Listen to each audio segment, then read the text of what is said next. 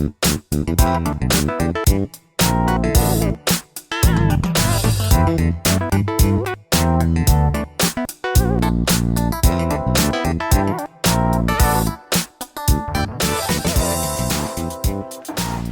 folks, and welcome to the channel, or welcome back. And in this video we're not going to look at cars, we're not going to work on engines, we're not going to look at bikes, but we're going to look at some very simple furniture that you can build yourself to enhance and to beautify your house. Now of course that all depends on your style, what you like to see, depending on your house, what you have. Now me personally, I don't like a lot of curls and a lot of details. I like it simple, I like it straightforward, I like raw materials, and I like the industrial style.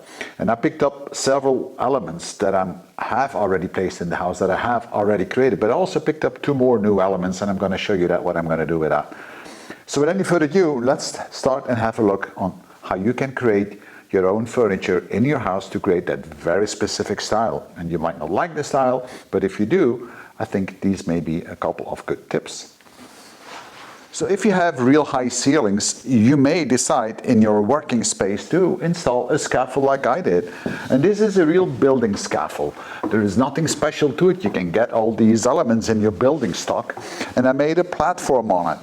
So now I can walk on it and have a really nice place to work. It's also nice and warm because the heat goes up. And installing the scaffold is easy because you can just knock the parts together. As you can see, they all join together on the pillars, and it does create a nice industrial look.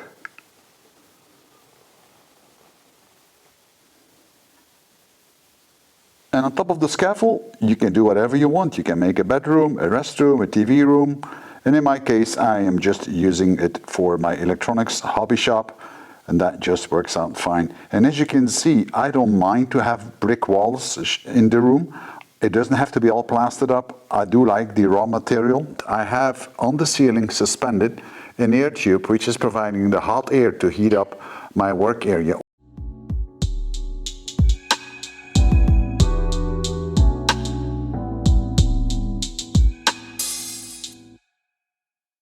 For the table, I have used an old door that I recuperated from a junkyard, and you can get those for free basically because nobody wants this. But if you sand this up, then you're going to get a very nice smooth surface. You put some wax on it or even some varnish. Now I don't apply varnish, but I have waxed it, and then you can actually use it as a nice tabletop.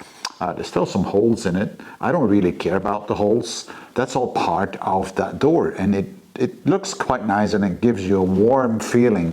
It also gives you the feeling of it's been used, it's been lived at. So it all adds to the overall atmosphere. Now the table is resting on 2 legs, and you see the white legs, and these legs are actually 2 stands that I bought in, I should make a commercial, but in IKEA.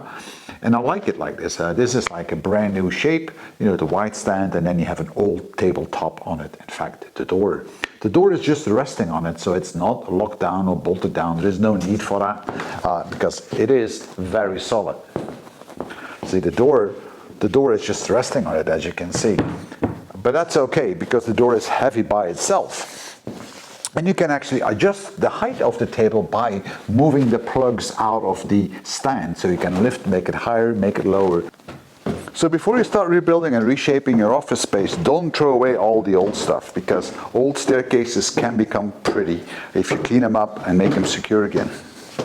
And for the cabinets, I'm using old lockers, and these are 2 lockers with small compartments. And I guess those of you that went long time ago to high school, you remember this, or to a gym, or even factory workers, they know these lockers very well. Those are steel lockers, very solid, very good.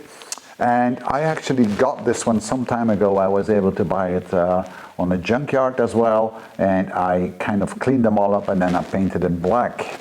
So that is one finish you can do with it. You can also leave it in the original colors, but that is probably not going to be as nice because it may not fit in your interior. But some people like the patina that you have on it. So sometimes that works even with scratches and rust. So you got to see where you want to place this. Me myself, I like the black because in this interior I like black and white. For my office space, I have been able to create kind of an industrial look. I have tubes on the ceiling that are blowing hot air to heat up the room. Now that looks a little bit like it is inside a factory or a plant. Then I have the scaffold on the side with the platform for my electronics workshop, and then I have a couple of tables that I built with old doors, and they're just resting on some stands, modern stands, the white stands from IKEA, not that I'm making that commercial again. And of course I'm using some lockers to put all my stuff in, and all that creates kind of a atmosphere or style that I do like. Now of course not everyone might like this. Now it's time to go inside the house and to look at some other furniture that you can build, but again it's going to be a very specific style that I apply always. But maybe it might be of interest to you, and maybe it can give you some ideas. So let's go and have a look.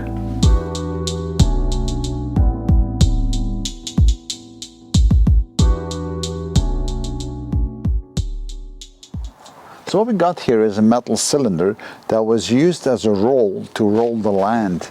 So the farmers would pull with their horses those heavy rolls, and in fact there were 3 rolls in a frame, and then they would pull it over the land to flatten the dirt.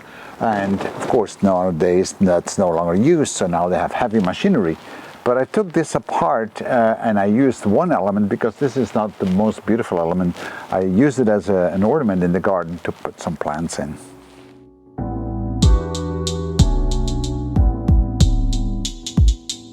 And this is the frame where these rolls were sitting in. I had 2 of those, and you can get these very cheap because nobody wants this anymore. It's the price of old iron basically. So for maybe 25 bucks or 25 euros you can get this, and maybe they even give it you for free. So I took this apart, took the rolls out. Some of the rolls I have outside, some of the rolls I have inside, and you'll see that in a few minutes. But even this old frame I still use now, because I use it to drag it behind the tractor to level the field, to level the grass field, especially when there are molehills. That pulls it open very nicely. And this is the second part of the roll. I haven't done much on it. It has this nice rusty look, as you can see. Of course I cleaned it up a little bit so you don't get dirty with it, and I put some wax on it some time ago. But I think it makes a very nice stand, and it creates a very special atmosphere. It's about 60 centimeters tall and probably about 50 wide. I'm using it on a stand next to the chimney, and I think it creates a nice contrast with the white chimney and the old floor that we have underneath. Let me show you a little look on the top of that. Now you can see how this is indented, and that's where the axle used to come through. But I do like that surface. It's a little bit rough still, but it's nice.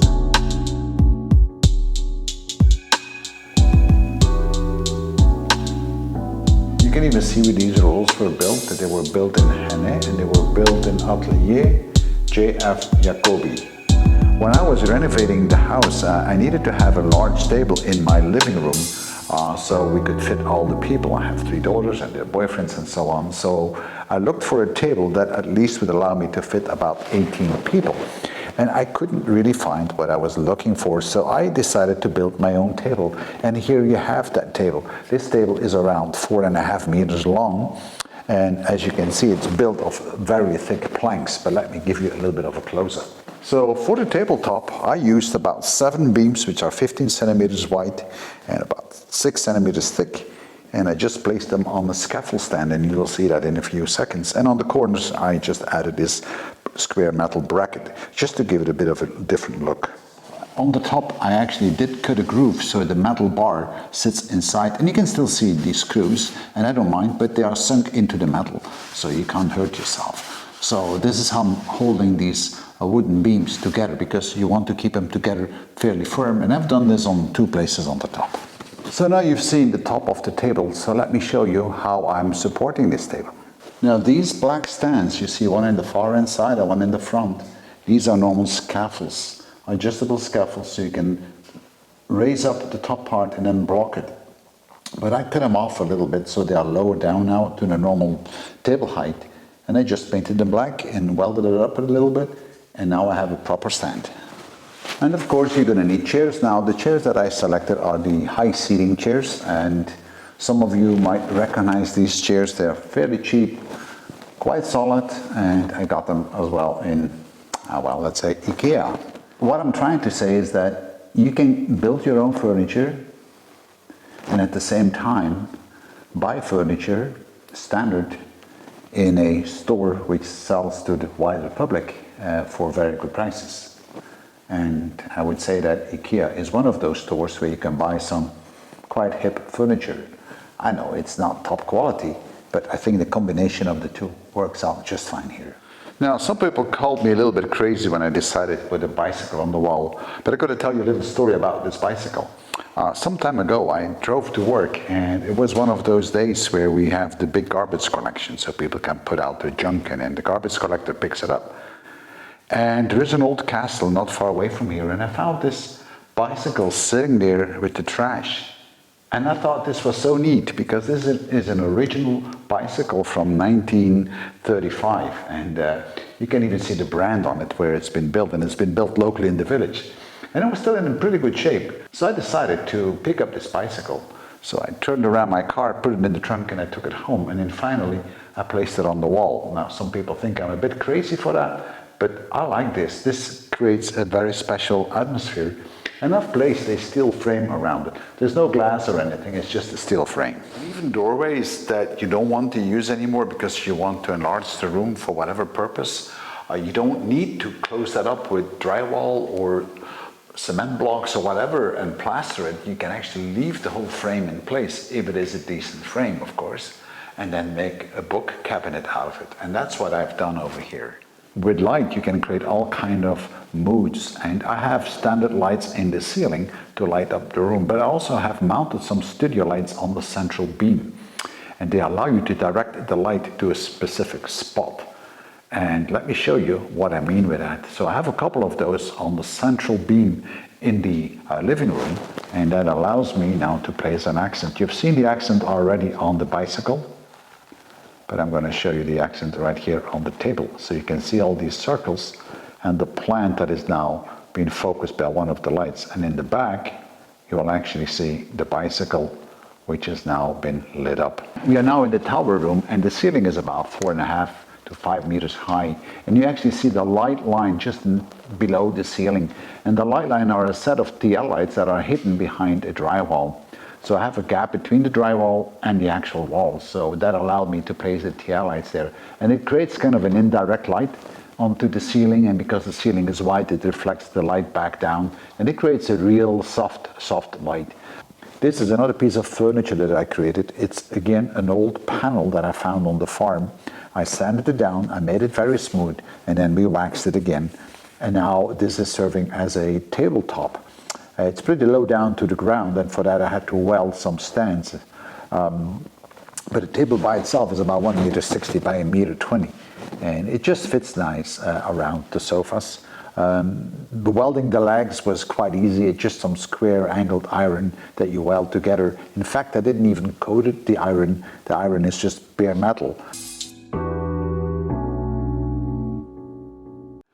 And this is one of the lockers that I picked up yesterday, which I'm going to rework. I guess this green one, I'm probably going to blast it, so it's pure metal, let it sit outside for a while, so I have a light coat of rust on it, and then I'm going to put either a wax on it, or I might put a matte varnish on it. But it's still in a pretty good shape, as you can see. Yeah, so that's the gray cabinet. It has a little bit of damage here, but we can bend this out.